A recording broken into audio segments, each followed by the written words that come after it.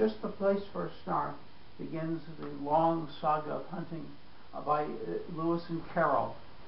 This is his books are also Alice in Wonderland and Through the Looking Glass. I happen to like the hunting of the Snark so well I memorized the whole thing. A long time ago, but I think I still got it. Anyhow, it starts. Just the place for a Snark, the bellman cried as he landed his crew with care, supporting each man on the top of the tide with a finger entwined in his hair. Just the place for a Snark. I've said it twice. That alone should encourage the crew. Just the place for a Snark. I've said it 3 times. What I tell you 3 times is true. The crew was complete.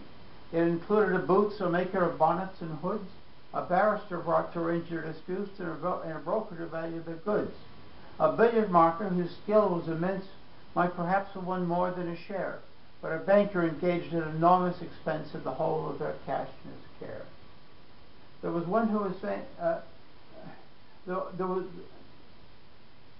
there was also a beaver who paced on the deck, or would sit making lace in the bow. The bellman said he saved us from wreck, though none of the sailors knew how. There was one who was famed for the number of things he forgot when he entered the ship: his umbrella, his watch, all his jewels and rings, and the clothes he had made for the trip. He had 42 boxes, all carefully packed, with his name painted clearly on each. But since he omitted to mention the fact, they were all left behind on the beach. The loss of his clothes scarcely mattered, because he had 7 coats on when he came, with 3 pairs of boots. But the worst of it was he had wholly forgotten his name. He would answer to hi or to loud cries such as "Fry me, or put in my wig," or "What you call him," or "What was his name," but especially "thingamajig." While for those who preferred a more forcible word, he had different names for these. His intimate friends called it candle ends, and his enemies toasted cheese. His form was ungainly, his intellect small, so the bellman had often remarked, but his courage is perfect, and that, after all, is the thing one needs with a Snark.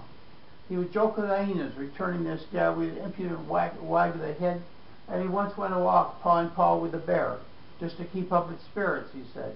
He came as a baker, but owned when too late, and it drove the poor bellman half mad. He could only bake broad cake, for which I may say no materials were to be had. The last of the crew needs a special remark.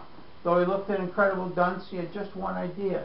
But that one being Snark, the good bellman engaged him at once.